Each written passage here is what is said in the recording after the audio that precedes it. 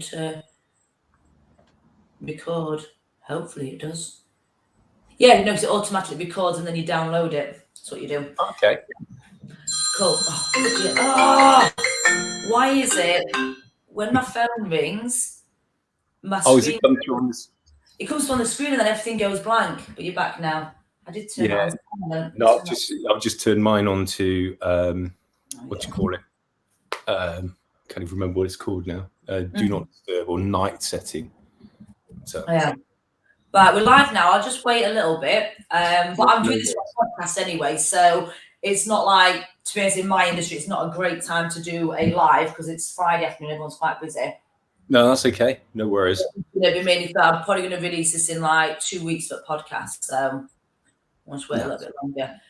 So yeah, all my stuff is like almost done. Exciting. Yeah, you must be well pumped. Really imminently. Let me just show you this. Well,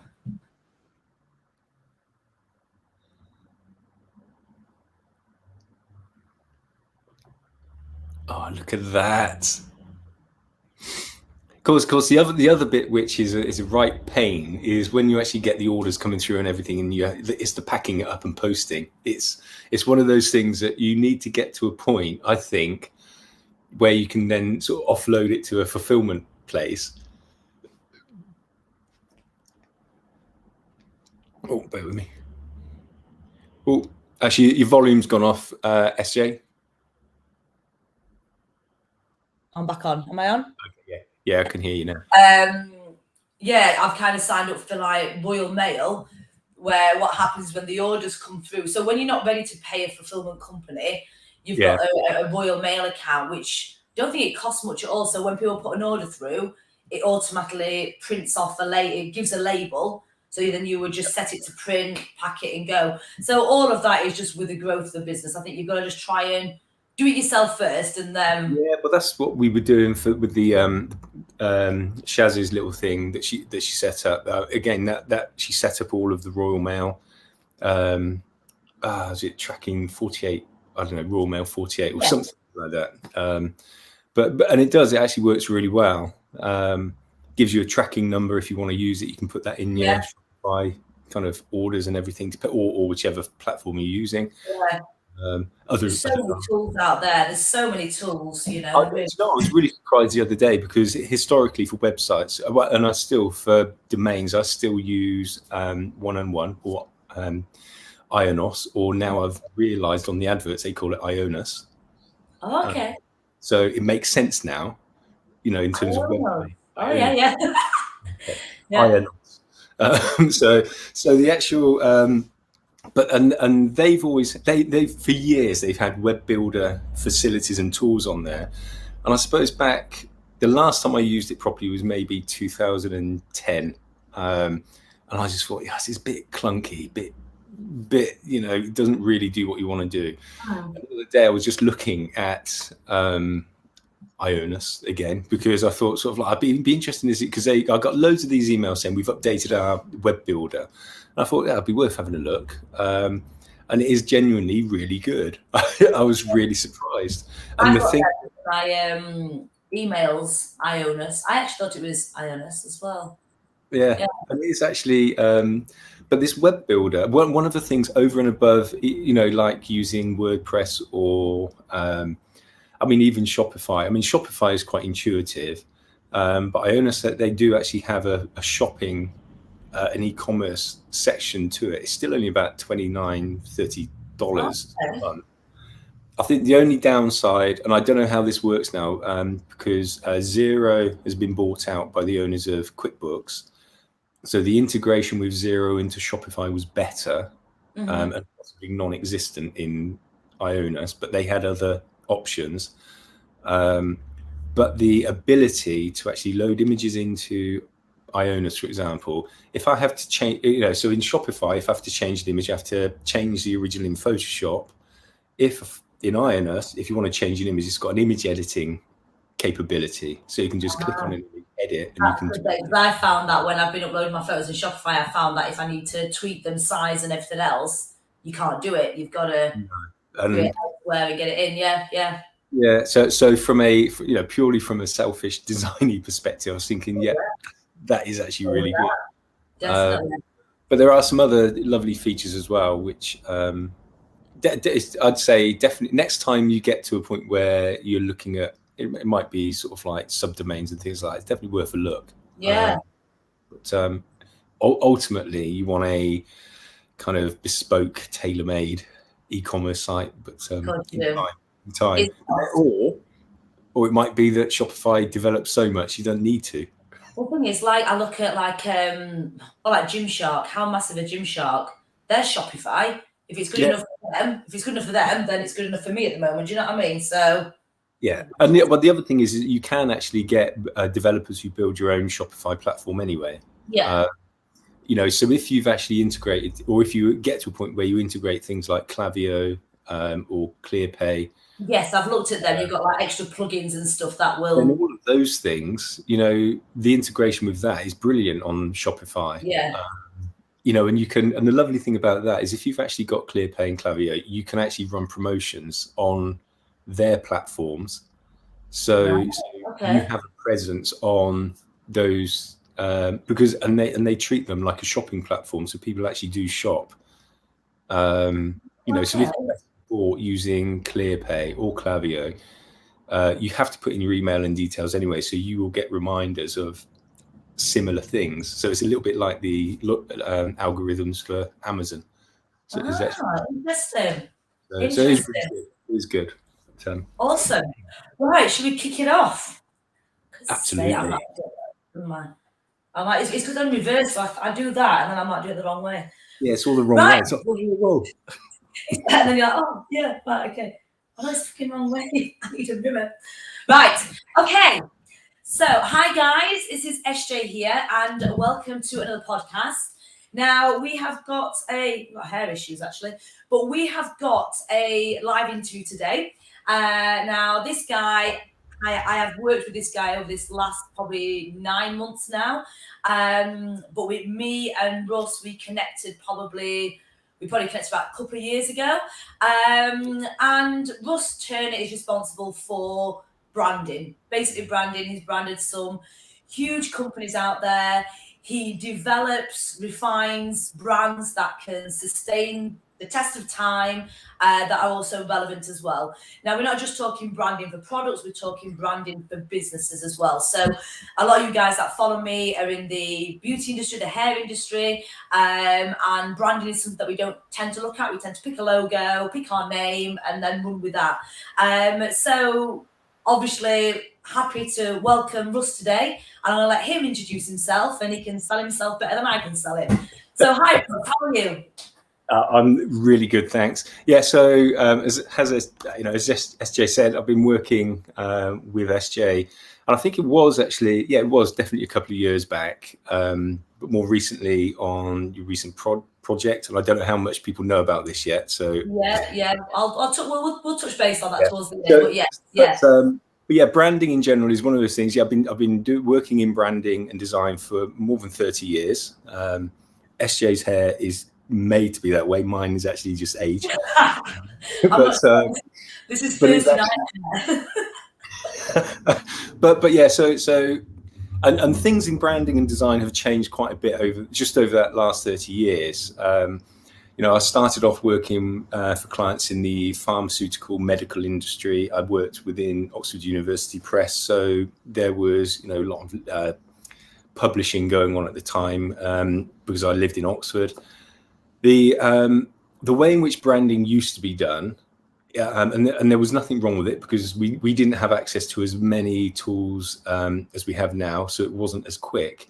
It used to be someone would have an amazing idea, and they'd think sort of, I've got this amazing idea purely in their own mind, without any research, and they would then actually say, okay, I just need a logo, and someone would, usually an uncle's daughter or something, they might bosh out a logo, and it's like, yeah, what do you think? And it's it just kind of would evolve from there. And bigger companies would do pretty much the same, but in a slightly more sophisticated way. So they would actually have a large studio, lots of designers, lots of creators working on a project. you'd have an account manager who wouldn't necessarily have had the experience of strategic planning or anything like that. They may have actually been trained as I don't know, could have been a German philosophical kind of degree holder, but they just couldn't find anything, so they ended up becoming an account manager. It would take a brief, come back to the studio, throw it into the studio. Oh yeah, we need some logo ideas by Thursday, kind of thing. So it'd have all these people just working lots of different ideas. They'd have a name, no real kind of research. Yeah. So what would happen is you'd actually end up with projects where the creatives would do their thing. The creative director would actually oversee it and in his own mind have value proposition or creative proposition for the clients. And it tended to be post-rationalized. So you'd have the ideas or what people thought that should be done, not necessarily enough research. And the two would kind of end up being crowbarred together. Yeah. And it slowly, it got to a point where my peers and a guy called Brian Taylor, who I looked up to and worked with, he was one of the first people I ever heard say, there's got to be a better way of doing this, a more joined up way of thinking. A more planned way, a more... Yeah, absolutely. Preparation. And so, and over time, different agencies and different places, because working in publishing, it was fine. If you think about a book jacket design, we would actually get given a script. So you could read the book and you actually knew what it was all about. And so it was very easy to say, okay, I know this cover needs to look similar to this or what it's all about. With a brand or a product or a service, it's actually far more difficult because they're always changing. They're not solidified in print. Businesses develop, businesses grow, they change. And the identity needs to actually embody not necessarily what they're, who they are or what they're selling, because that may change, but it needs to represent all of their values and, all of the philosophical stuff and ethics and all of that. And so, as I say, Brian, who I was working with at the time, said there's got to be a better way a proper way of doing this and understanding it. And so, and then moving on from there, it was just trying to think of different ways of doing that and being more engaging. And I guess like lots of people, after several years working within agency side, again, no rhyme or reason one day, but just you just sat there and you're thinking, what, I could do this better. This company driving me absolutely mental.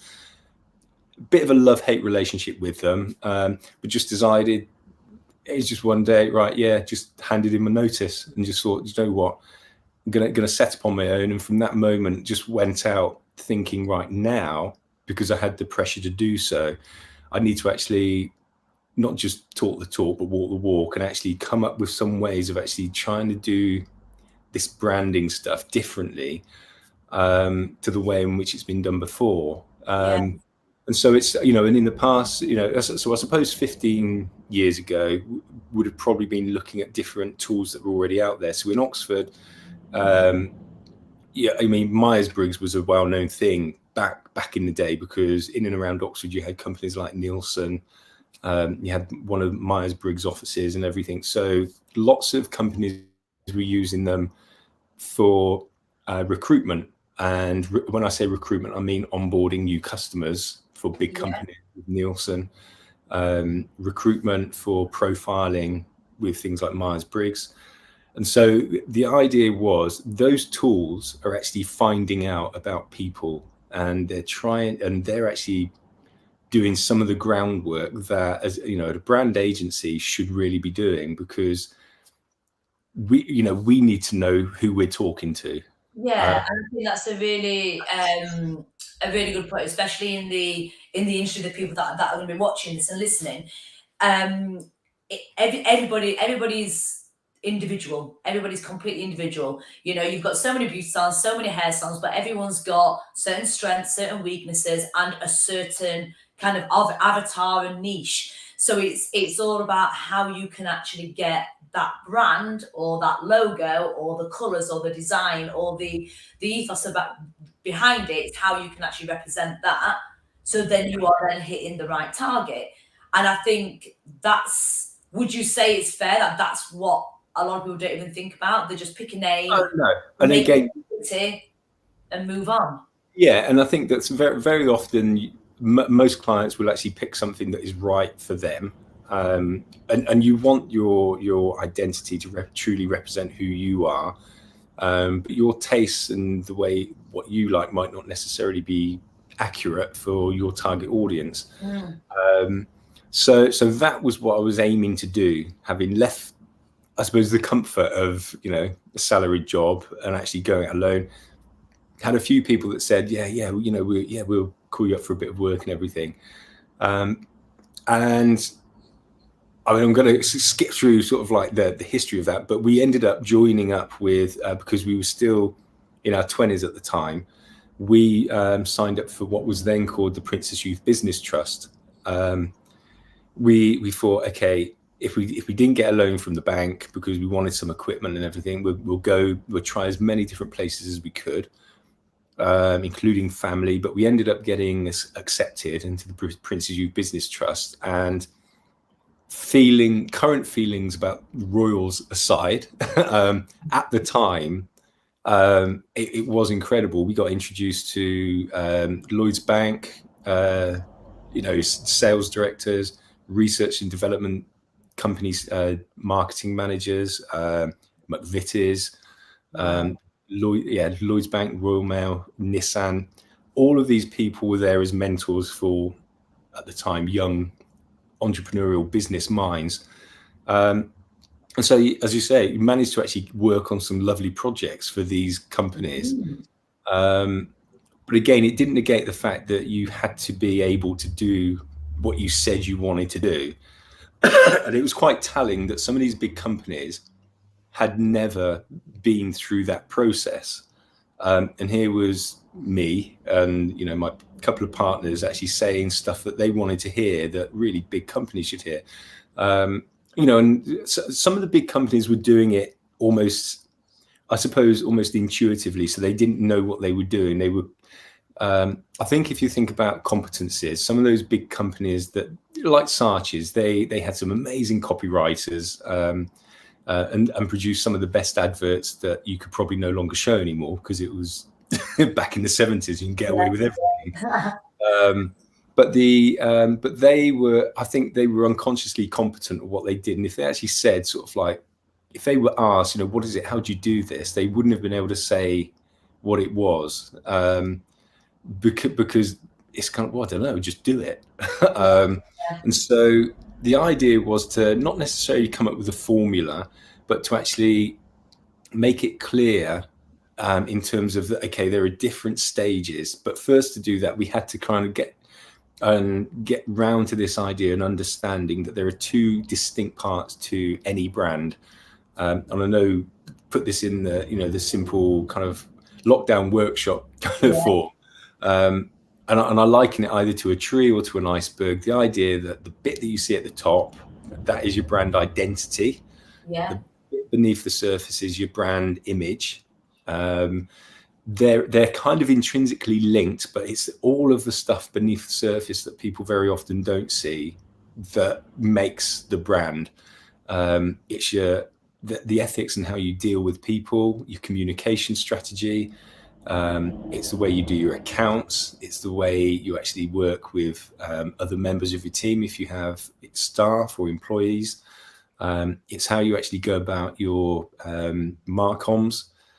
There are so many different parts of that that people don't necessarily see or get involved in, but they have to be congruent with what you want to tell people. And I've heard business coaches say, do you know what, your brand isn't your logo? And I would actually say to any of those, it's kind of like, do you know what, don't listen to that bollocks. Because if you look at any incredible brand, and when I say brand, those that actually have amazing products, great customer service, but also look amazing. Right. If you actually, you associate, and there's a shortcut to all of those feelings, and it comes through the logo. And I always say the logo is a shortcut to an emotional response. You see it, it's like, and then it gives everything else. Yes. Absolutely. You know, and I did a presentation a few years back where, to try and get this point across, I had lots of t-shirts on under a suit. So I started to take my clothes off, and people think, what the hell's going on? And the idea was that, okay, I had one t-shirt, it might have been a McDonald's logo. And I asked everyone, you know, when you see someone wearing a McDonald's logo, what do you think? Apple logo, Gucci, different identities. And the last t-shirt, which I didn't actually put on, but I held up, because there are a few people thinking, yeah, not sure about that. That last one I held up was a t-shirt with a swastika on. And the idea is kind of like, what do you know? What do you associate with this? And how does it make you feel? Because I know for a fact that in Germany, it's still a banned icon. You can't publish it anywhere, or you're not meant to, unless it's in a kind of educational format. So the idea was that your identity should become an emotional shortcut to what you want people to feel. And if you haven't done that groundwork to try and figure out what is that, then it just becomes an identity, and it takes longer to build that, because if you don't know it, you can't tell people, and you might keep changing that. And of course, with branding, as with anything, there's repetition, and keep telling people, keep showing people what it is that you actually are all about, what you stand for. And so if that's done at the beginning, it's a little bit like within sports, it's a little bit like you've got some people call it a playbook. You've got something to refer to. It's not necessarily a brand Bible, but even if it is, it should have an indication, or at least a fully solidified idea of what your values are, and those beliefs. Because when you talk about the ideal client, if you don't know who they are, so for example, you don't know what they drive, you don't know what they eat, you don't know how many children they are, a simple way of thinking is that they have shared values with you. And then you're into another area, which is about of marketing, which is mind share marketing, where it doesn't necessarily matter what it is that you are looking like, so long as you actually have the shared values. Then you can take someone on that journey and present yourself and your identity, your products, your wares, if it's like a store. And then you can actually communicate all of your, along with your values, your brand story, and all of those things make up this compelling, not necessarily immediate reason to buy, but what you'll end up doing is building connection. And if you're building connection, then what you're building towards is relationship building. And it's that kind of relationship building that you have with brands, where you implicitly trust a brand because they've actually provided something, they've delivered a service or a product that you can trust, because those results actually demonstrate that they're able to do what they do, which is the whole credibility piece. And then once you actually have that and you're able to repeat that, you actually have this gateway, if you like, into brand loyalty. And the lovely thing about that is that that is a really tough thing to break down. And the reason for that, and I know SJ, about a little bit of some of the psychology that goes on with people, is you get that confirmation bias. So I have it with Apple. Their cables are shit, their batteries don't last very long. I still buy Apple. Am I echoing? Oh, actually, no, you're not. No, okay. I'm echoing when I talk. No, it sounds okay this end. Yeah, when I talk, I hear myself. I should put some headphones on. But yeah, no. So that relationship building, it circles back to this idea of, you have your idea for a brand, your products and your services. You've done the legwork to try and figure out who it is you're talking to. So not only talking their language and to the right people, but also understanding their buying strategies. So for example, I might know that my, say, ideal customer is 30 to 40-year-old mums. They could be empty nesters, so they don't have any children. they may be living with a partner or married, but they're living in their first house still. No plans at the moment to have children. And their ideal customer language may be one that is, they might like top level sort of ideas. They're not interested in the detail. Even so, I still need to know what their buying strategy is or decision-making strategy is. So for example, and we all have them, if you walk into a shop, so for me, my buying strategy, which over the years I've actually recognized because it winds Shaz up, is I walk into a shop, I see something. So my strategy is, do I like how it looks? How much is it? Because I already know it's available. How many have they got? Do you have my size? Or if it's clothing, for example, or will it fit if it's furniture? Yeah, I'll take one. And for me, it is the same.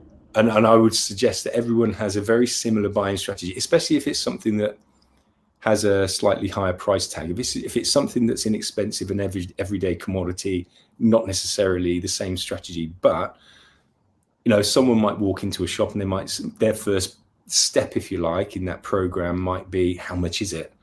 And then they might actually think, well, actually, yeah, it's not quite the right color.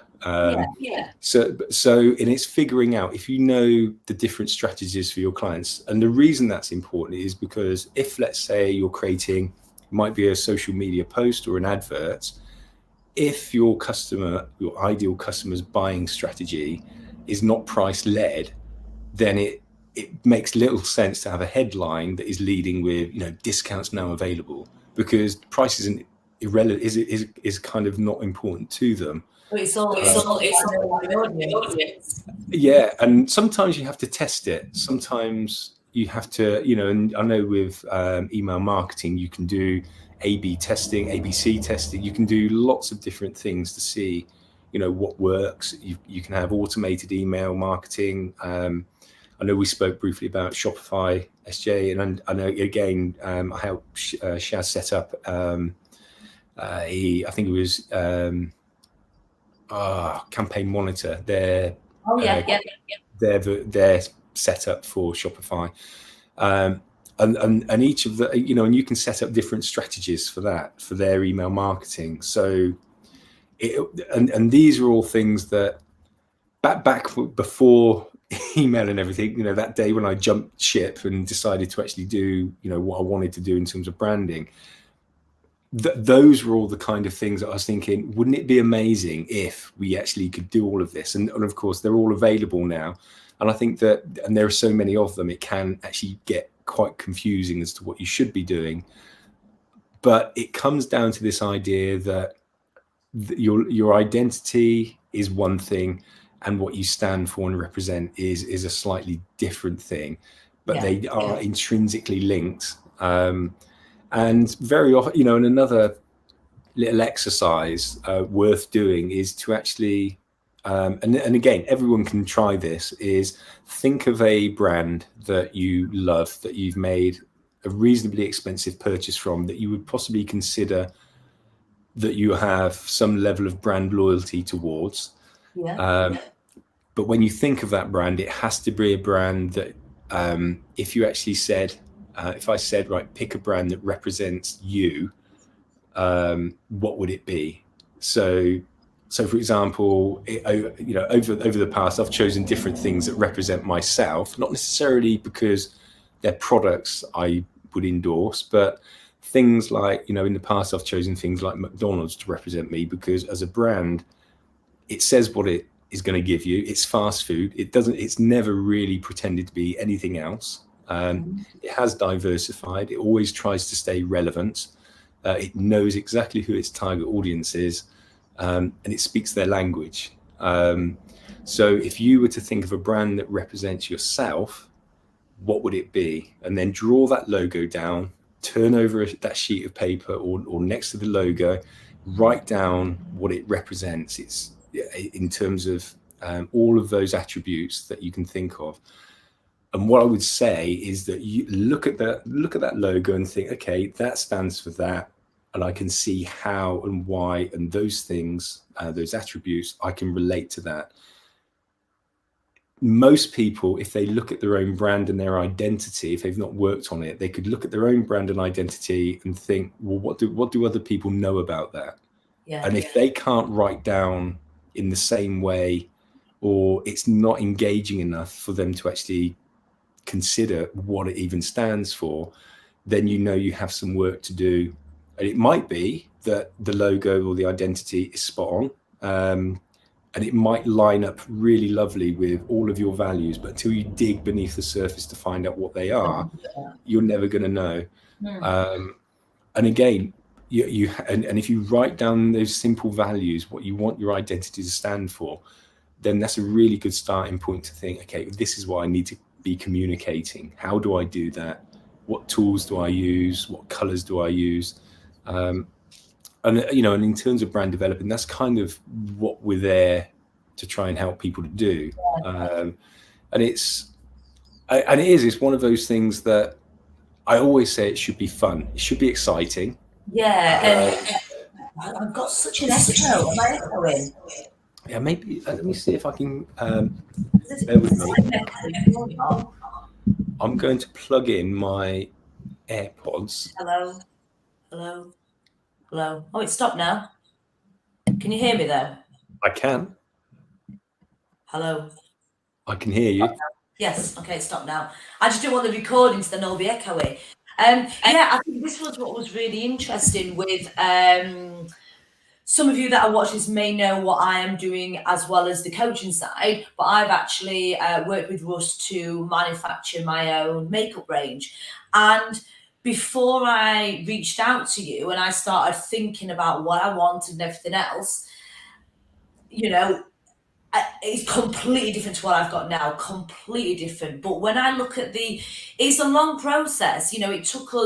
It took us a good few months to establish the logo. And when I connected with you, I just thought, it's just about the logo. I just want a nice logo, a nice name. That's it.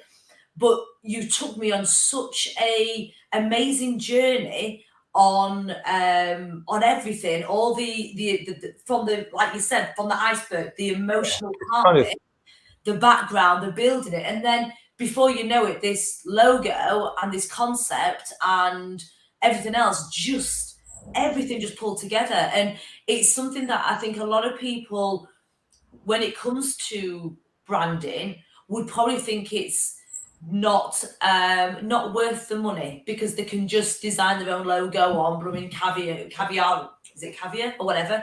They could just design their own logo or just get a buddy to do it, whatever. But when I look at what you have created by us working together throughout the whole process, it's phenomenal. Absolutely, it says everything. Just by looking at it, it says everything that I need to say. It's hitting the target audience massively, and it's completely uniformed. And I didn't think a brand could do it that well. Obviously, we see these other big brands out there, like you're saying, McDonald's and the people that you've worked with, Hotel Chocolat, all of them, you see them and you're like, how do they do it? And it's all that background stuff that nobody has the time and money to do. Yeah, and I think that most people, when you start marketing your business, you will have and there are lots of different, you will hear lots of people talking about sales funnels, kind of marketing strategies, onboarding strategies and different things. And, they'll take you through different steps, different shapes, different flow diagrams, going from, awareness through to connection, through to trial, adoption, then back into the funnel and all sorts of different things. But the way I like to think about it is, like I said, until you actually know what it is you really stand for, and I don't swear much, but the expression is you're pissing in the wind if you don't really know what it is you actually really stand for, because you don't want to try and appeal to everybody, just that narrow band of people that you relate to, that buy from you, that get your products and services. Mm-hmm. And there are some people who actually say, sort of like in far stronger terms, it's a way, that it's a waste of time, but it's actually, focus your energy on those people that you know you can build those relationships with, and that when you have those customers, you know, and we've all had those friends that, you know, when we were younger, they were your best mates, and you don't see them forever, and then when you see them again, you pick up, it's almost as if it was just the other day when you've spoken with them. And that kind of connection is what you're really looking for with a brand. Someone might not have bought from you, it might be weeks, months, could be a year, but you know that when they actually reconnect with you, you want to be able to actually be that place that they can rely upon to actually say, yeah, we have what you want. We you know, we have the same, you know, in the case of some of your products, SJ, it could be the same colors, it could be the best sellers.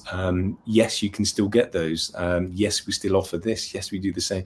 And it's that, and it is that sense of kind of, do you know what? Yeah, you want them to feel when they see your brand again that it's kind of, yeah, it's great to see you. It's like seeing an old friend. And you know, and I've had that experience with lots of products I love, especially when I've been traveling in countries where I have no knowledge of the language. Like China was the last one. Got to a point where I was so desperate just for any trashy food, so long as I actually knew it wasn't a bit of seaweed, or no, actually it was jellyfish that gave me the most horrendous gut problems. I just wanted something that recognise, just to feel that you was at home. Well, yeah, and it was, you know, it obviously it didn't happen, but I walked around the corner. It was almost like I heard, you know, the Simpsons Springfield. Da, da, da. It was, you know, and there was a McDonald's sign, and I thought, do you know what? You know, and I know, you know, people will slate it, you know, because it's fast food. But in the back of my mind, I was doing that confirmation bias, actually saying, do you know what? It's okay to have once in a while. I'm not going to have it every day. You know, it won't hurt me. You know, just every so often. I might even get a Big Mac. Yeah, but everything you're kind of saying in relation with the brand, it's all about emotion. I think this is what a lot of people you buy the emotion from that service or that product. Yeah. You don't buy the product. So you're buying the emotion, you're buying the person, you're buying the what they stand for. And a lot of people just think, I'm paying for my nails to be done. I can go anywhere for my nails to be done, but I go to who I go to because I like her. I like her, the way she's a person. I like what she stands for. I like my time with her. So I'm buying the emotion of me feeling good when I leave. I've had a nice time with her and I'm going to feel good. I'm not just buying a red nail polish. And I think that's what a lot of people forget in the beauty industry, because it is a service-based industry. People forget that you are actually buying, you are selling yourself. Yeah. And that's what I'm doing with the brand.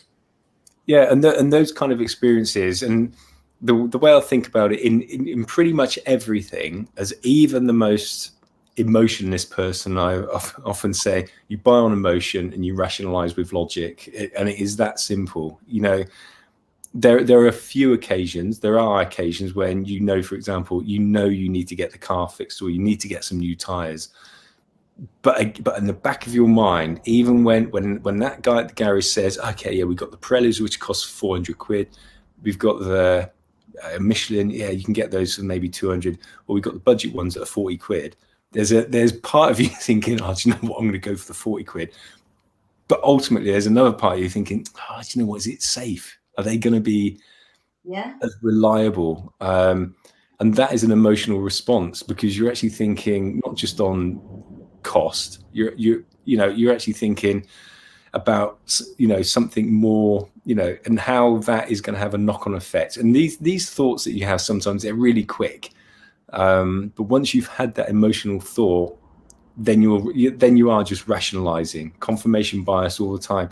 I wear a watch which it's a Polar, does everything you know I want it to do, but essentially it just tells the time, you know, but it gives my heartbeat, it gives sort of like links up to different apps and all sorts of things. I don't use all of them, but I've pretty much convinced myself that I need all of them. And you know, and for years I had a dive watch. I qualified to dive when I was back in my 30s. I've been diving for the best part of 15 years. But I wore a dive watch for so long, thinking, yeah, it goes to 200 meters, and it's kind of like, it's, why? I do, with you, take it to the quarry pool you was on about. Absolutely. Yeah, if I lost my watch and it sunk to the bottom of the ocean, it would still work. So safe in the knowledge there. Someone would benefit from it down there. Yeah, but it is this. And I think that, and what I say with marketing and brand and emotional brandology and stuff like that is that if things aren't going right, and if you've actually formulated a strategy or a plan for how you're going to go to market with your brand, develop your brand, if things aren't going right, the knee-jerk reaction for big companies and small is always to actually, it is to respond emotionally, and sometimes irrationally. And that's when your emotions are, I would say, they're not your friend, and you make decisions based on emotion. In those instances, what I would say is, right, you've spent a long time putting that plan together, consult your plan and not your emotions, because at times of high stress, your emotions will actually do what it does to try and keep you safe. Yeah. And if you're losing money, your emotions will tell you, I need to stop everything that's costing me money to actually ring fence what I've actually got. The reality is very often you actually consult your plan, something isn't working, you modify that plan, and then you actually move forward with that modified plan. Because if you don't do that, all that effort that went into building that strategy, building that plan, you might as well just throw it out and then go somewhere like Fiverr and just get a cheap logo and go back to the idea of just pissing in the wind. Yeah. Because the lovely thing about having a strategy and plan is you can monitor it. You can actually 5 years down the line say, yeah, we did this, it didn't work. It might work now because of the time. Though as well, I think a lot of people think, once I've got my brand, once I've got my logo, once I've got, that's it then. I then have to stay with that. But there's brands out there that have tweaked things as they've gone on, as they've grown, as they've developed. They've possibly niched down even more. You know, I think Samsung's probably one of them that springs to mind. They was kind of did all kind of computer stuff, and now they've almost niched into more just like the mobile technology, and they don't do as much as that anymore. So I think a lot of people think, oh no, once I've got my brand, that's it. So let's just pick an easy, safe, basic logo, just dead basic, because then I'll be able to tap that for 20, 30 years on, because I can, heaven forbid I change it, because people are then going to not recognize it. But you can change, can't you? You can redevelop. Yeah, absolutely. You can modify. You don't have to stick with. Sorry, I do apologise. Right, don't worry. The joy's alive. Love it. I think someone's just come in actually. But yeah, I think the key is to really have things in place that you can measure. So. And again, it's like having SMART goals that within all of those, you actually have things in place that you can actually measure. And there are loads of different marketing, sort of like SOSTAX, SWOT analysis, different things. You don't have to engage with all of those. You can come up with your own plans if you like, but because I always think that a strategy is just a fancy word for a plan. Make a plan. And you can build upon that. It could be a financial plan. It could be a marketing plan. It could be a plan for how you're actually going to develop your logo. It could be everything. Put together a simple plan. If you're actually developing your website, okay, I'm going to do a page a day. It might only be, or a page a week if you haven't got the time. But actually, the idea of actually moving towards what your end goal should be. If you're doing loads of things that are taking you away from that, then stop doing them. And if you haven't got a goal, and SJ can help you with this, look at how you can actually formulate real goals against those that other people say you should have, and that are drawing you away from your true meaning and purpose. And that sounds quite lofty, but but it is true. And I think that going back in time again, when I was younger, I could have been a sports person, could have gone into music, could have gone into art and design. And I speak about this a lot because for me, credibility is about having a talent, or in some cases, genius, and being able to actually do what you say you can do. Secondly, I think it's having a passion for it. So, it really does need to fire you in the belly and want you to get you out of bed. Yeah, you enjoy doing it. Yeah, and I think thirdly, you need to have a level of integrity. Now, as I say, in sport, I was, or people around me is I find it quite humbling to set myself, but people around me said I was really talented and I could have actually gone all the way. Let's say, I had the integrity. I never cheated, but I didn't have the passion for it. I got to an age where my coach said, you know what, if you really don't want to be doing this, don't do it for your dad, don't do it for anyone, don't do it for anyone else. And I didn't, and I just kind of like said, you know what, I love playing sport, but I don't want to do it as a career. Same with music. Again, if I look back now, I look at the same things. I had the passion for it, and integrity wise, the integrity came out really when I actually realized, you know what, I don't play the piano and sing well enough. I don't quite have that talent to be or to do that as a career. And I know other talentless people probably have. Yeah. And it was the same really but when it came to the art side of things and design, I had the talent and aptitude for it. I had the passion for it. It was what I wanted to do. And I, in terms of actually integrity, it was one of those things that I worked at. It was actually, do you know what? Yeah, I say I'm going to actually put together sort of like this design or painting. It might take long, it might be quick, but that is what I do. I actually get it done. And I think that within anything, you can sometimes just look at those three simple things. Employing staff, do they have a passion? Are they talented? Do they have integrity? If they don't hire them. If they have two of them, but not all three, don't hire them. Because if you're hiring a sales team, if they're passionate about it, if they've got the passion and they've got the talent, that's great. But if they haven't got any integrity, you don't want to be 5 years down the road and realize that they've actually, given backhanders to people just to get the work. So it's about making sure for yourself that your brand, that people can see that you have, as a brand, you have integrity, and that's the base of the iceberg. They can see that you can do what you provide what you say you're going to do, and that you're actually absolutely passionate about it. But if it's actually working, whether it's in coaching, whether it's in, whether it's actually in making a product as you have, SJ, if they can see you actually have a talent for that, then those are the things that you put into your brand story, your communication. And if it's real and if it's congruent with what you are saying, then people will see that. They'll see that it comes across. I see this a lot in like beauty hair salons. Obviously, a lot of people that watch these videos, that they try and be the master of all trades. So literally every single service that is available, skin, nails, lashes, brows, they'll do it all. And 50% of it, they hate it. They hate doing it. It's like, no, I'm a beauty salon, I have to do it.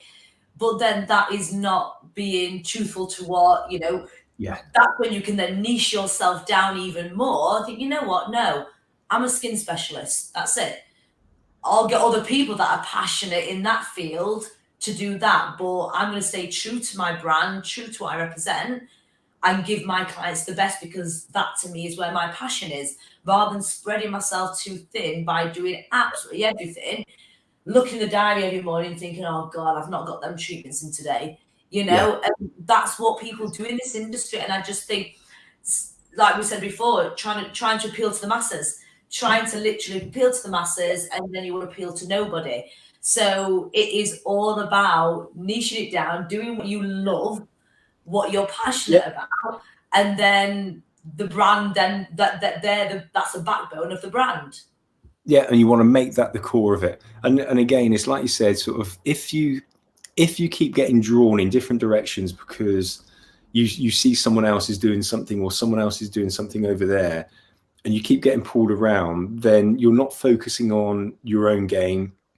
and you really are just being drawn. And then whether you would believe in the, you know, because I often think, you know, you hear lots of talk about things like the power of the universe, or, you know, subconscious and everything. It's almost like, if you don't know what you're actually doing, then all those people you're hoping to communicate with, they're going to be equally as confused. And you can't hope to have a single-minded, clear messaging strategy if every time someone else does something, you're thinking, oh yeah, well actually, yeah, I quite like that. Maybe I could do that. And I think that it's just about having that clear understanding of what it is you represent. And I think it's something that sounds so simple, and it's sometimes easy for people to say, do you know what, you have to do this, you have to do that. It's, you know, and we hear an awful lot in coaching, people talking about, you know what, you have to make yourself uncomfortable before it gets good. But there is also another way of looking at that is, do you know what, some people, they're already uncomfortable, maybe because they're not making enough money, their business is struggling. You don't want them to get even more uncomfortable. So it's actually helping them to actually experience what's more unfamiliar rather than uncomfortable. Because it may be that, you know, if someone's having a bad time with their business, the last thing they want anyone to say to them, whether it's a coach, me, or anyone else, is say, oh yeah, the good stuff lies beyond the discomfort. It's like, you know, it's like, I'm already uncomfortable, leave me alone. Yeah. So it's about, and I think that, and a lot of some of the stuff we're talking about is about, it just sounds, to some people, they might just say, it all sounds a little bit woolly and a little bit kind of, and it can, because, you know, we're talking about emotions, and we're talking about trying to encourage those emotions without being manipulative, using more persuasion that is in line with that person's way of thinking. And it's just about keeping that integrity so that when you get to that point of stopping before you've actually hooked somebody who really doesn't need what you're actually offering, but I'm going to sell it to them anyway, because that is when you get on the negative side of branding, where you get people walking away, and it could be from a clothes shop, could be away from a salon, where they end up with buyer's remorse. And it is that idea of it, and I get that still with brands that I love, but for me, it's that kind of confirmation bias that I actually, that internal conversation saying, no, you haven't been ripped off. No, you know it's the right thing. It's those crazy conversations that So do I need that 60-inch TV? Yeah, you know, you love it. Actually, no, I don't have one, but the devil. I didn't. Yeah, didn't. So, what if there's anybody listening to this now that are kind of looking at their business, their brand, and they're like, you know what, this is relatable to me. My brand doesn't say naff all about what I do, who I am. You know, obviously, everyone that's watching this knows that, you know, Russ works with many companies, and he can support you and help you out. But if you get any tips that somebody could kind of do themselves just to kind of discover the start of it, anything that you want to share, for a couple of top tips, what if people are... So the first one would be those three key elements. Really is sort of like, you know, sit down, and again, it's really simple. Look at what you're talented or genius at. Look at the things that you're really passionate about, and look at the things that you know you have a high degree of congruence with, because that will give you the integrity, and also the idea that what is it that you're able to actually do that delivers results, because one of the quickest ways to build trust with your clients is to actually deliver results. Now, that might not necessarily be delivering a final product or service. It could be in a consultation. It could be in the way you talk on the phone to people. But it's about delivering results in small amounts so that people can move on to the next part. And what you're doing by that is adding value in, because the hardest thing to recognize is that I could give something to one person, something to another, something to another. They will all take away different value from that. So the value that I'm hoping to give is going to be different to different people, and some may not see any value whatsoever. Yeah.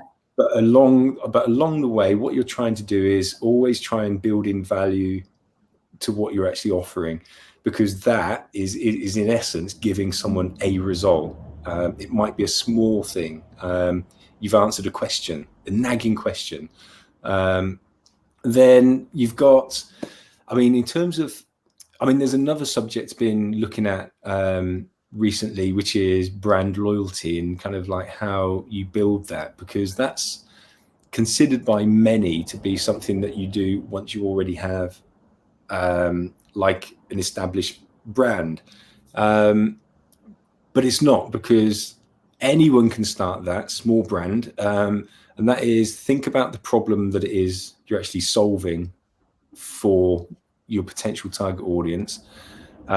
Think about how quickly you can deliver that. Think about, can I repeat that time and time again? And if you can't, what do you need to do to make that possible? And then once you've actually got those three elements with the initial three, you're kind of on your way really to answering some, I suppose, quite probing things about sort of, because that's what it's all about. Because we all have these amazing ideas sometimes, and it's not until we actually start to grill ourselves that we either see them unraveling, or we can see them actually solidifying and think, actually, do you know what? Yeah, this is amazing. Because what this all builds up towards is this kind of perception of, because in business, we are under no circumstances, what we're actually providing is transactional. It's a business transaction. And what we want to do with our customers is build that relationship so that we go ahead with those transactions so trustingly that we don't read the T's and C's on the Apple phones. We don't read the conditions, when you sign up for an event.